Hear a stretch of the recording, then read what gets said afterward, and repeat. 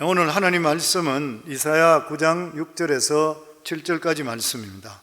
이는 한 아기가 우리에게 낳고 한 아들을 우리에게 주신 바 되었는데 그의 어깨에는 정사를 메었고 그의 이름은 기묘자라 모사라 전능하신 하나님이라 영존하시는 아버지라 평강의 왕이라 할 것임이니라. 그 정사와 평강의 더함이 무궁하며 또 다윗의 왕자와 그의 나라에 군림하여 그 나라를 굳게 세우고 지금 이후로 영원히 정의와 공의로 그것을 보존하실 것이라. 만군의 여호와의 열심히 이를 이루시리라. 아멘. 오늘 크리스마스 주일. 크리스마스는 너무나 잘 알고 있듯이 그 크라이스트와 메스가 합성되는 그란 말이죠. 그러니까 크라이스트 예수님 그리고 메스 예배죠. 그러니까 하나님께 예배드린 날, 예수님께 예배드린 날이 크리스마스라. 구약 성경에 보면 하나님께서 이스라엘 백성들에게 절기가 될 때는 6월절이든지 77절이든지 이러한 어떤 큰 절기가 될 때는 하나님께서 어느 지역에 살든 몇 병리가 떨어져 있다 하더라도 하나님 성전에 나와서 너희 얼굴을 나에게 보이라 그랬습니다. 오늘 이렇게 크리스마스 주일날 하나님께 나와서 얼굴을 보이는 사랑하는 성도님들 예수님 이름으로 축복합니다. 물론 나오고 싶더라도 팬데믹이나 오미크론 이런 요즘 관계 때문에 이제 힘들어서 못 나오신 분들은 또 하나님께 아시고 계실 것입니다. 그럼에도 불구하고 내가 편해서 게을러서 하나님 전에 나오지 못했다 그러면 이런 기회에 자기 자신들을 한번 다시 돌아볼 수 있게 되기를 또한 주 이름으로 축원합니다. 아마 인류 역사상 가장 빅 뉴스를 한다면 창조주 하나님께서 우리 인간의 몸을 입고 이 세상에 태어난 것입니다. 왜 하나님께서 이 세상에 인간의 몸을 입고 태어나야 되는 것인가요? 우리 인간은 죄로 말미암아 영원히 죽을 수밖에 없고 멸망할 수밖에 없는 것이죠. 우리는 어떻게 할 수가 없습니다. 우리 죄가를 우리 인간 자세가 해결할 수가 없게 되는 것이죠. 그래서 하나님께서 우리 인간을 너무나 사랑하시기 때문에 하나님의 자신인 죄 없으신 하나님께서 이 세상에 인간의 몸을 직접적으로 입고 오셔서 우리를 위해서 죄 없으신 분이 우리 죄를 대신 짊어지시고 십자가에 못 박혀 죽기 위해서 이 세상에 아기 예수로 오신 날이 2000년 전에 오늘 바로 이 날에 오셨다고 하는 것입니다. 우리가 하나님을 모르기 전까지는 죄에 대해서 잘 모르는 것이죠. 그런데 정말 하나님을 알게 된다면, 그리고 하나님을 알게 되면서 죄라는 것을 알게 된다면 하나님께서 베풀어 주신 이 은혜에 대해서는 우리가 정말 만입이 있다 하더라도 하나님께 다 감사할 수 없을 것입니다. 그런데 이러한 예수 그리스도께서 탄생하게 되는데 이 탄생하기 전에 700년 전에 무려 이사야 선지자가 예수님께서 이 세상에 오신다는 것을 예언하셨습니다. 그러면서 거기에 대해서 성경이 자세히 이렇게 말씀합니다. 이사야 7장 14절에 보면 그러므로 주께서 친히 징조를 너에게 주실 것이라. 보라, 처녀가 잉태하여 아들을 낳을 것이요 그의 이름을 임마누엘이라 하리라. 임마누엘은 하나님께서 우리와 함께 하신다는 그런 뜻인 것입니다. 그리고 이렇게 임마누엘로 오시는 예수님께서 어떤 분이신지에 대해서, 그 정체성에 대해서 오늘 읽은 이사야 9장 6절에 7절에 분명하게 우리에게 말씀하고 있습니다. 우리 다시 한번 같이 읽습니다. 이는 한 아기가 우리에게 낳고 한 아들을 우리에게 주신 바 되었는데 그의 어깨에는 정사를 메었고 그의 이름은 기묘자라 모사라 전능하신 하나님이라 영존하시는 아버지라 평강의 왕이라 할 것임이라. 그 정사와 평강의 더함이 무궁하며 또 다윗의 왕자와 그의 나라에 군림하여 그 나라를 굳게 세우고 지금 이후로 영원히 정의와 공의로 그것을 보존하실 것이라. 만군의 여호와의 열심히 이를 이루시리라. 가만히 생각해 보세요.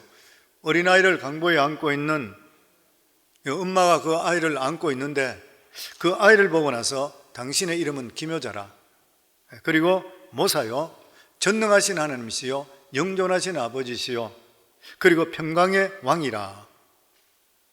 기막힌 일이잖아요. 어린아이 보고 상상을 초월하는 그런 일입니다. 그런데 예수 이외에는 이 같은 이름으로 태어난 아기가 없는 것이요. 이것을 바로 예수님께 태어나시기 700년 전에 하나님의 선지자 이사야가 이것을 예언했는 것이요. 얼마나 놀라운 일인지 모르는 것입니다. 그래서 우리가 이 말씀을 통해서 예수님께서 어떤 분이신지에 대해서, 예수님의 성격에 대해서 명확하게 성경을 통해 우리에게 알려주시고 있는 것입니다. 2000년 전에 오셨던 예수님은 기묘자라. 영어 성경은 원더풀. 무슨 말인 것이요? 인간의 이성이나 그리고 또한 과학적인 사고를 뛰어넘는 것.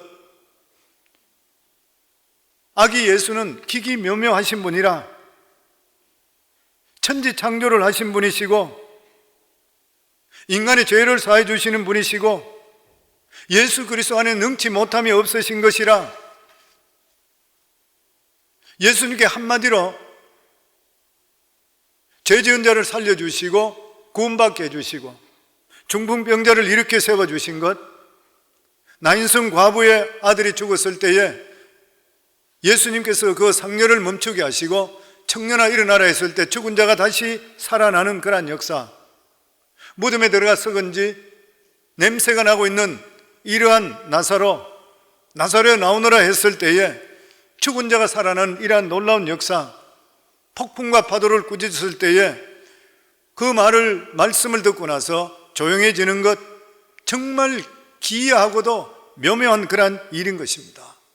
보리떡 5개 물고기 2마리로 5,000명을 먹이고도 12광주리가 남는 이러한 사건, 예수님께 하신 일은 기기묘묘하지 않는 일이 없는 것이요. 그래서 하나님께서는 예수님을 이 세상에 태어날 때에 하나님의 아들 예수 그리스도를 기묘자라 하나님께서 이렇게 정의해 보내주시는 것이요. 오늘도 예수 그리스도께서는 아기 예수로 우리에게 와 계시는 것이고 기묘자를 구주로 모시고 사는 그러한 삶 속에는 우리 삶 속에 하나님의 구원의 은혜를 베풀어 주실 뿐만 아니라 예수님께 하셨던 기기묘묘한 일이 우리 삶 속에 일어나게 되어 있다고 하는 것입니다.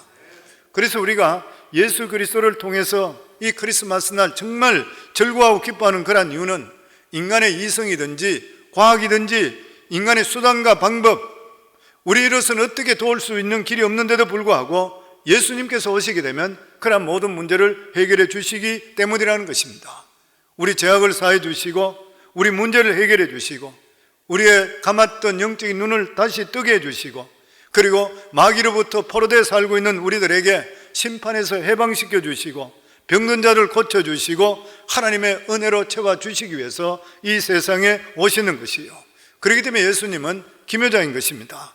그렇기 때문에 예수 그리스도가 우리의 희망인 것입니다. 인간의 생각으로는 도저히 나갈 길이 없고 막히는데도 불구하고 예수님께 나갈 때에 기기묘묘하게 길을 열어주셔서 살 길을 만들어 주시게 되어 있다고 하는 것이요.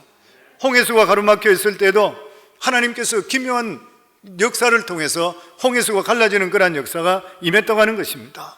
사랑하는 귀한 성도님들, 우리 삶 속에 예수 그리스도를 모시는 자는 바로 기묘자를 우리 속에 모시고 있다는 것이요. 우리 인생의 기묘자인 예수 그리스도를 모시고 있을 때는 우리 인생에 어떤 문제가 있다 하더라도 주님께 내어놓을 때 길이 있는지를 믿으시고 희망을 가지시고 승리할 수 있기를 주 이름으로 축원합니다. 그리고 두 번째가 모사라 그랬습니다. 모사라, 영어 성경에는 카운슬러로 되어 있습니다. 카운슬러는 우리가 해결하지 못하는 것들을 가져가게 될 때에 지혜를 주어서 그 일을 해결할 수 있게 만드는 사람이 카운슬러인 것이요. 그래서 우리 인생의 모든 문제가 어떤 문제를 하더라도 주님께 가져가면 돼요. 성경에 보면 니고데모라는 사람이 있습니다. 산헤드린 회원의 국회의원이죠. 그러면서 율법학자였었고 가르치는 선생이었습니다. 그런데도 불구하고 구원의 도를 명확하게 알 수가 없었던 것이요. 예수님께 찾아가서 어떻게 하면 구원을 얻을 수 있습니까? 이렇게 했을 때 예수님께서 사람이 물과 성령으로 거듭나지 아니하면 하나님 나라에 결코 들어갈 수가 없느니라. 육으로 난 것은 육이요 성령으로 난 것이 영이라. 이 구원의 도리를 깨달음을 통해서 이 니고데모가 하나님께 영광 돌리는 사람으로 나중에 변화되었던 것이요. 수가성의 여인도 마찬가지인 것입니다. 남편을 5번이나 바꾸고 6번째 남자하고 살고 있는 그 여인, 인생의 목적과 방향도 모르고 살고 있는 사람, 절망 가운데 사람 눈을 피해서 살고 있던 이러한 여인, 그 마음속에 심령의 갈급함이 있었지만 해결받을 수 없는 그러한 여인이었지만 바로 예수 그리스도를 만나서 말씀을 들음을 통해서 자기 영혼이 해결됨을 통해 전도자로 변화된 그러한 삶, 그렇기 때문에 누구든지 오늘날도 예수 그리스도를 만나게 될 때에 인생의 문제가 해결될 줄을 믿습니다. 주님의 이 모략은 누구도 감당할 수 없는 거예요. 사탄도 몰랐던 것이잖아요.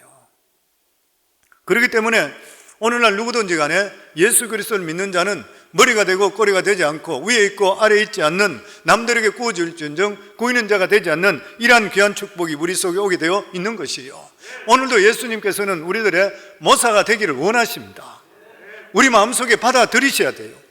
나는 아무것도 모르지만 주님 내 모사가 되어 주셔서 주님께 모든 것을 내어 맡길 수 있어야 되는 것이에요. 보면 시편 37편 5절에 보면 너희 길을 여호와께 맡기라. 저를 의지하면 저가 이루시고, 주님께 의지하라는 것이요, 예수님께 맡기시라는 거예요. 잠언 3장 5절에도 보면 우리 이 말씀 같이 읽습니다. 너는 마음을 다하여 여호와를 의뢰하고 내 명철을 의지하지 말라.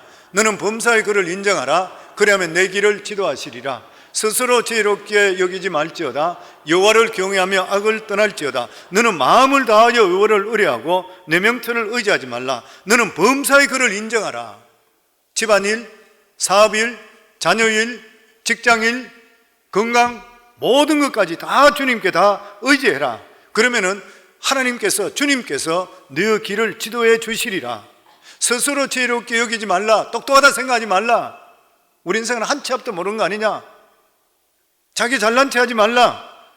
하나님을 경외하고 주님께 모든 것을 의지하면 주님께서 우리 삶을 반드시 이끌어 주시게 되어 있다.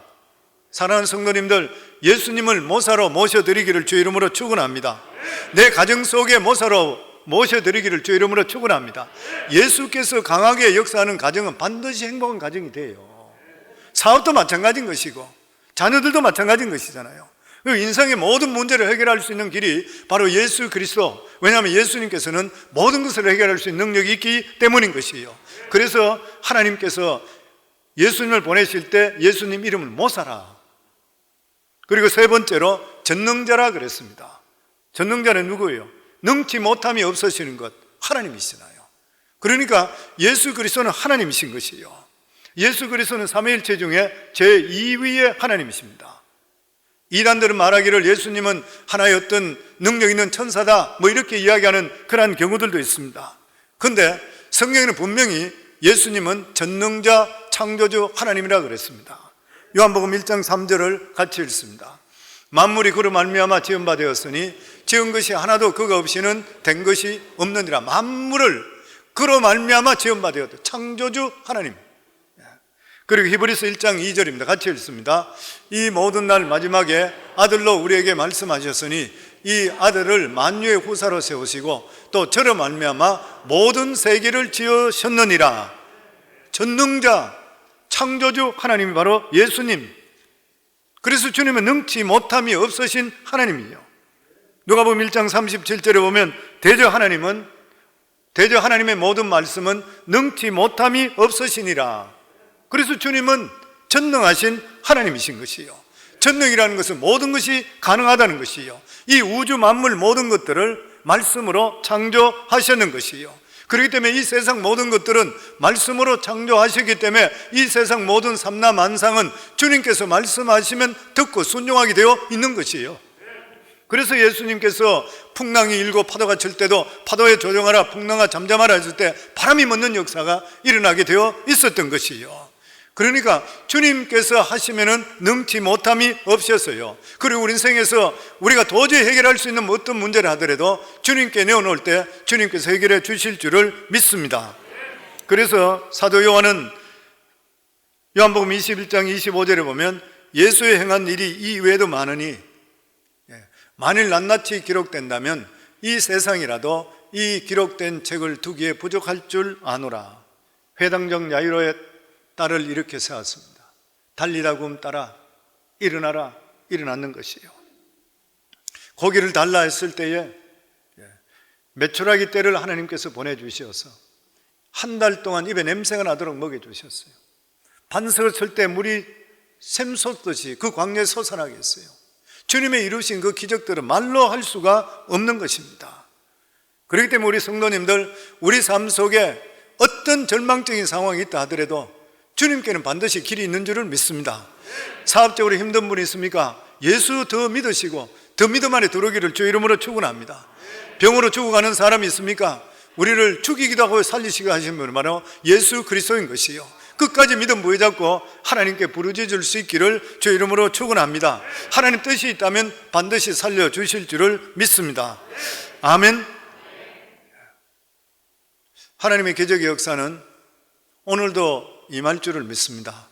어제나 오늘이나 영원토록 동일하신 하나님의 능력은 반드시 임할 줄을 믿습니다. 미국에 어떤 목사님이 있었는데 이분은 치유의 능력을 가지고 계신 그런 분이었습니다. 그래서 기도할 때 교인들이, 많은 사람들이 치유 역사가 임했습니다.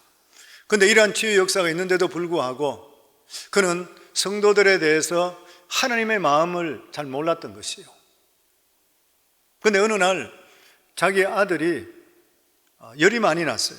열이 굉장히 많이 나고 몸이 좋지 않아서 병원에 갔을 때에 그곳에서 해열제와 또 필요한 어떤 마이신 종류 약을 주었습니다. 그런데 그것을 맞고 먹고 나서부터 귀가 멀어버렸어요. 기가 막힌 일이 벌어졌어요. 이해되지 못해서 하나님께 그렇게 부르짖는데도 불구하고 이 아이는 낫질 않았습니다. 듣지를 못했습니다. 거의 1년 동안을 아이는 전혀 듣지 못해서, 그 아이 이름이 스펜서인데, 하나님께 기도하, 하나님 어떻게 이런 일이 날 수 있습니까? 이 아들 고쳐주세요. 아무리 부르짖는데도 불구하고 이 아이가 낫지 않았습니다. 한 1년 정도 지났을 때에 아이가 잠들어 있는 그 모습을 볼 때 그 아이를 보면서 너무 눈물이 나고 너무 가슴이 아파요. 하나님, 차라리 저의 길을 이 아이에게 옮겨주세요. 내가 저 아들과 같이 기머리가 되더라도 이 아이는 귀가 뜨게 하소서. 그렇게 기도했는데 그때에 성령의 음성을 듣습니다. 성령께서 그에게 말씀하신 것이에요. 내가 이 아들을 그렇게 사랑하기 때문에 이 아들의 귀를, 내 귀를 이 아들의 주기를 원합니다 했을 때에 내가 그래서 독생자 내 아들을 너에게 주었다. 내가 너희를 이렇게 사랑하기 때문에 너희들이 멸망하는 것을 보고 내가 잊지를 못해서 나의 아들을 너희들에게 주며 그를 통해 너희를 구원받게 했다. 주님께서 그 음성을 들려주셨던 것이에요. 그러면서 이사야서 53장 5절에 그가 채찍이 맞음을 통해 너희가 나음을 입었다는 그 말씀이 만판에 들어왔습니다. 그러면서 주님께서 하시는 말씀이 네가 아들에게 느끼는 그 심정이 바로 나의 심정이란다. 그래서 너를 대신 위해 죽기 위해 이 세상에 왔다. 그러니까 너는 이것을 믿고 이 마음을 가지고 성도들을 대하라. 그리고 지금 방언으로 찬양하라. 그래서 그는 그 마음성을 듣고 나서 하나님께 찬양하기 시작합니다. 방언으로 찬양하기 시작하는데 그 마음속에 믿음이 들어오기 시작하는 것이에요. 믿음이 들어오기 시작하면서 하나님께서 자기 아들을 낫게 해줬다는 믿음이 들어오는 것이에요. 그래서 그는 고백합니다. 하나님, 우리 아들 치료해 주심을 감사합니다. 그러니까 너무 감격하는 것이에요. 그리고 자기가 성도들을 정말 예수 그리스도의 사랑으로 사랑하지 못한 거 회개 잡아가는 거예요. 그게 통곡하면서 감사하며 찬양하고 막 할렐루야 찬양하고 있는 거예요. 그렇게 찬양을 갑자기 자고 있던 아들이 아빠 너무 시끄러워, 왜 그리 시끄럽게 해? 귀가 안 들리던 아들이 한순간에 치유되는 그런 역사가 임했다는 간증을 읽어본 적이 있습니다. 사랑하는 성도님들, 우리가 예수 믿는 자체가 기적인 줄 믿습니다. 하나님의 기적은 구원의 기적뿐만 아니라 우리 살아가는 삶 속에 교회에서는 당연히 이러한 일이 일어나야 될 줄을 믿습니다. 예수 믿고 기적이 없다는 것이 이상한 일인 것이지, 예수 믿게 되면 당연히 우리 삶 속에 기적의 역사는 일어날 줄을 믿습니다. 저는 우리 교회도 일어나기를, 더 많이 일어날 수 있기를 주의 이름으로 축원합니다. 그리고 네 번째로 예수님의 이름을 영존하는 아버지라 그랬습니다. 하나님 아버지라 그러면 이야기 되는데 예수님 아버지 이상하잖아요. 그런데 여기서 아버지의 정의가 뭐냐면은 생명의 씨를 전달하게 되는 자가 아버지인 것이에요. 생명의 씨를 전달하는 자가 아버지라. 그러니까 예수 그리스도를 통해서 영생의 생명의 씨가 전달되었기 때문에 우리 아버지가 되시는 것이에요. 그리고 육신의 아버지도 기르는 자녀들에게 도와주고 할 수 있는 것을 모두 다 해주시는 것이에요. 그렇기 때문에 아버지 되신 예수님께서 우리를 길러주시고 우리를 도와주시게 되어 있는 것이에요. 그래서 마태복음 7장 11절에 보면 너희가 악한 자라도 좋은 것으로 자식에게 줄 줄 알거든 하물며 하늘에 계신 너희 아버지께서 구하는 자에게 좋은 것으로 주시지 않겠느냐. 세상 아버지로 좋은 것을 줄 줄 아는데 하물며 자기 아들까지 우리 이 세상에 보내어 우리를 위해서 대신 죽이시는 그 하나님의 사랑으로 우리가 구하는 것을 주시지 않겠느냐는 것이에요. 그래서 우리는 예수 그리스도의 보혈의 피로 말미암아 생명의 씨앗으로 말미암아 우리 모두 다는 하나님의 자녀가 되었고 하나님의 자녀의 권세를 누리고 살 수 있도록 만들어 주셨는 것이에요. 요한복음 1장 12절에 보면 영접하는 자 곧 그 이름을 믿는 자들에게는 하나님의 자녀가 되는 권세를 주셨으니, 하나님의 자녀가 되는 권세가 무엇입니까? 아버지께서 주시는 이러한 귀한 복을 누리면서 살 수 있는 그러한 권세인 것이요. 아담이 죄를 지음을 통해서 아담이 하나님의 주시는 그 자녀의 귀한 특권과 축복을 죄의 왕된 사탄에게 노예가 됨을 통해서 뺏겨버렸습니다. 노예가 되면 주인한테 다 뺏겨버리고 자기는 가질 게 없잖아요. 죄의 노예가 되는 그 순간부터 사람이 누려야 될, 인간으로 누려야 될 귀한 축복이 사탄으로 넘어가 버렸던 것이에요.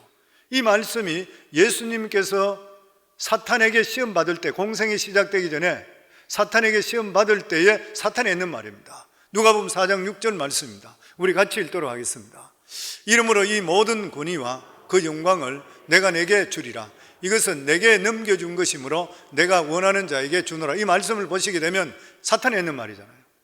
이러므로 이 모든 권위와 그 영광, 예수님께 세상 권세를 다 보여주며 네가 나를 경배하면 이것을 주겠다 그렇게 하면서 이 모든 권위와 그 영광을 내가 너에게 주리니, 사탄이 예수님께 주리니 이것은 내게 넘겨준 것이라. 자기 것이 아니었다는 거예요. 넘겨준 것이라. 왜냐하면 아담과 하와가 사탄의 괴계를 빠짐을 통해서 하나님으로부터 배척받고 쫓겨남을 통해 사탄의 종이 되어버리는 거예요. 종이 되어버리면 종은 자기가 가지고 있는 권한이 아무것도 없습니다. 주인 되는 사탄에게 다 넘어가는 것이에요. 그러니까 하나님의 자녀의 권세에 누릴 수 있는 권한을 사탄에게 다 넘어가는 거예요. 그러니까 내게 넘겨준 것으로 내가 원하는 자에게 내가 주노라 그랬던 것이에요. 그런데 이렇게 사탄에 넘어갔던 모든 것들이 예수 그리스도께 십자가에서 죄에 대한 대가를 치르시고 죽으심을 통해 죄에 대해서 해결하심을 통해 죄로 인해서 넘어간 것을 도로 돌려받게 되는 것이에요. 이게 아브라함의 축복입니다. 아브라함의 축복이죠. 갈라디아 3장 13절에서 14절 말씀 같이 읽습니다. 그리스도께서 우리를 위하여 저주를 받은 바 되사 율법의 저주에서 우리를 속량하셨으니 기록된 바 나무에 달린 자마다 저주 안에 있는 자라 하였음이라. 이는 그리스도 예수 안에서 아브라함의 복이 이방인에게 미치게 하고 또 우리로 하여금 믿음으로 말미암아 성령의 약속을 받게 하려 하심이라. 그리스도께서 우리를 위하여 저주를 받은 바 되사 율법의 저주에서 우리를 속량하셨으니, 사탄에게 넘어갔던 우리의 노예에서 우리를 속량되었으니 자유된 바 되었으니 그리스도 안에서 아브라함의 복이 이방인 우리에게, 전혀 우리가 하나님과 상관없던 유대인도 아닌 우리들에게, 하나님 백성 아닌 자들에게 예수 그리스도 때문에 그것이 우리에게 돌아오게 되어 있다는, 이게 믿음으로 말미암아 성령의 약속이 우리 속에 임하게 되어 있다고 하는 것이에요. 아브라함의 복이 무슨 복인 것입니까? 예수 믿는 순간 하나님께서 예배하신 놀라운, 아브라함에 허락하셨던, 약속하셨던 창세기에 있던 그 모든 복이 임하게 되어 있다고 하는 것이에요. 예를 들어서 미국에 태어난 순간부터 미국 시민권자가 됩니다.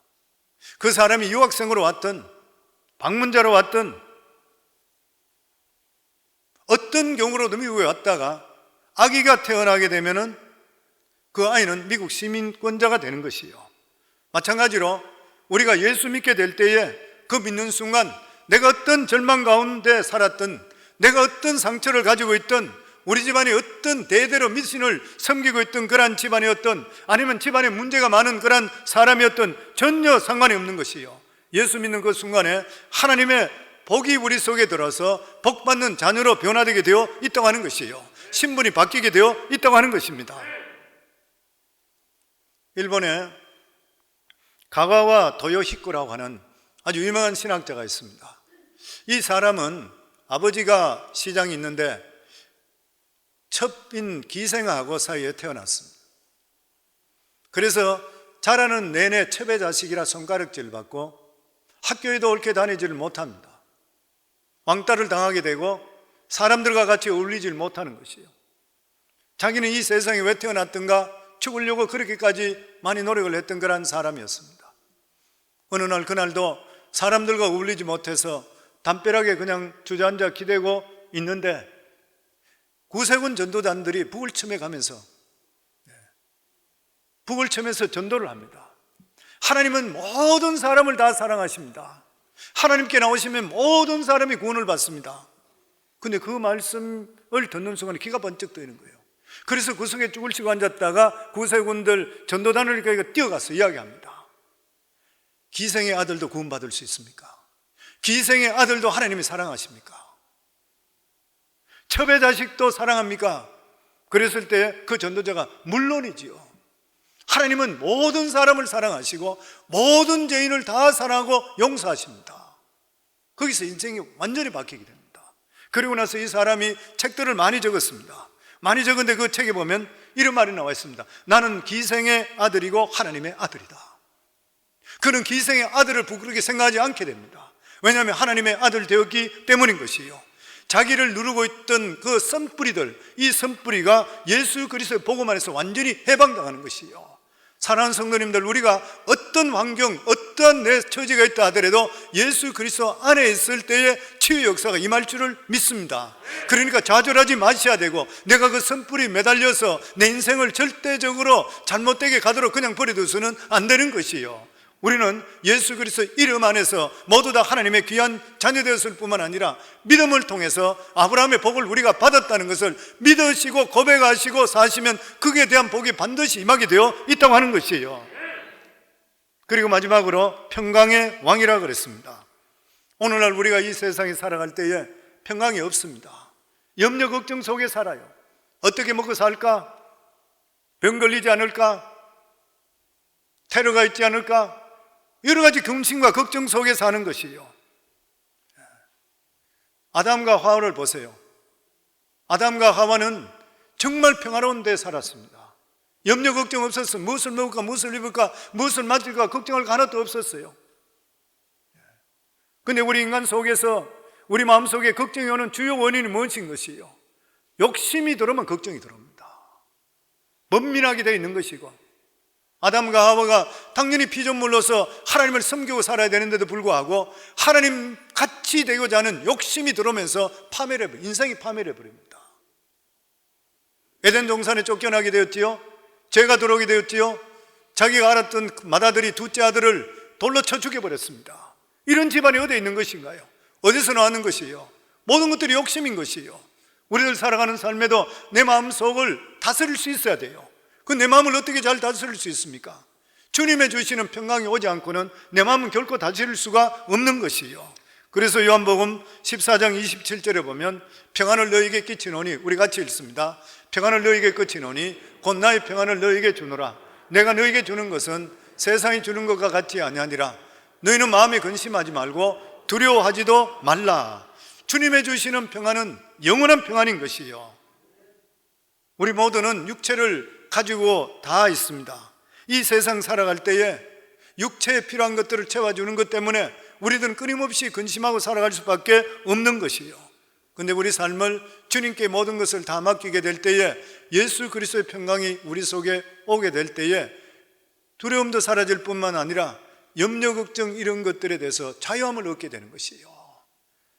이것을 주시기 위해서 예수님께서 2000년 전에 이 세상에 오셨습니다. 기묘자로 오셨습니다. 전능하신 왕으로 오셨고, 그리고 우리가 살아갈 때 걱정이나 어려운 문제가 많이 있을 때 문제를 해결해 주시기 위해서 모사로 오셨어요. 그리고 평강의 왕으로 이 세상에 오셨습니다. 예수님께서 오신다는 하는 이러한 예언을 성경에 보면 학자들이 이야기할 때 300번 이상 예언했다 그래요. 300번 이상 계속적으로. 그런데 실제적으로 2000년 전에 오셨습니다. 이제 예수님께서 다시 오신다는 재림에 대해서는 성경에 무려 500번 이상이 나와 있습니다. 성경에 나와 있는 말씀은 그대로 이루어지게 되어 있는 것이에요. 300번 예언했던 것이 그대로 이루어졌고, 그렇다면 앞으로 500번 예언했는 말씀은 반드시 이루어지게 되어 있는 것이에요. 사랑하는 성도님들, 예수님께 이 세상에 오신 것은 우리 힘으로서는, 우리의 능력으로서는 죄를 해결 못해요. 하나님께서 어떻게 해서 예수 그리스도를 이 세상에 우리 같은 자를 위해서 보내주신지 천국 가서 물어보지 않고는 이해되지 않습니다. 저 같은 자를 위해서, 저 자신, 저는 목회자지만 저 자신을 위해서 돌아오면 하나님께서 뭘 기뻐하는 게 저한테 별로 찾아볼 게 없어요. 그런데 어떻게 나 같은 자를 위해서 예수 그리스도가 나를 위해 대신 죽어줄 수 있는 것인가? 저는 너무 이해를 못하니까 저한테는 성령께서 음성을 들려주셨잖아요. 환상 속에서 예수가 너를 위해 죽었다, 예수가 너를 위해 죽었다. 워낙 모르니까 두 번이나 가르쳐 주는데 아무리 생각해도 너무 감격하는데 하나님께서 나를 왜 사랑했는지 잘 모르겠어요.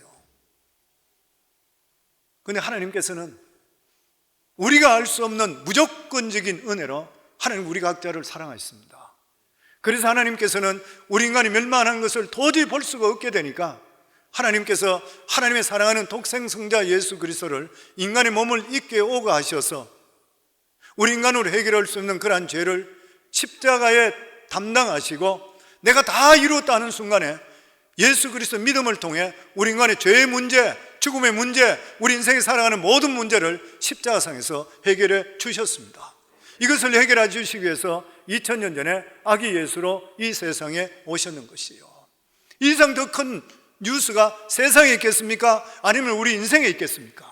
우리가 예수 그리스도 믿고 구원받고 하나님의 자녀되고 우리 같은 자들에게 예수 믿음을 통해 믿음 때문에 아브라함의 복까지 주시고 하나님께서 우리와 동행해 주신다는 이 약속이 어떻게 하나님이 이루어질 수 있습니까? 얼마나 이것이 우리에게 주시는 놀랍고도 크신 은혜인 것이요.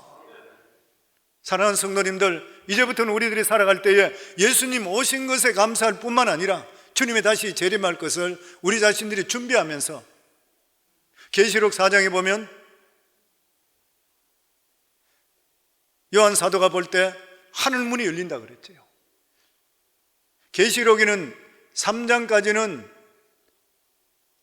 소아시아 7교회에 대한 예수님께서 하시는 예언의 말씀이 나오지만 실제적으로 계시록의 시작, 하나님의 계시의 눈이 열리기 시작은 4장부터 나옵니다. 그 4장의 첫 번째 말씀이 뭐냐면 내가 하늘을 들어보니 하늘 문이 열리고 그래요. 그 하늘 문을 통해서 죽은 자들이 영원히 그쪽으로 들어가는 것이에요. 산자로서 들어간 자는 우리가 잘 알고 있듯이 에녹과 엘리야밖에 없습니다.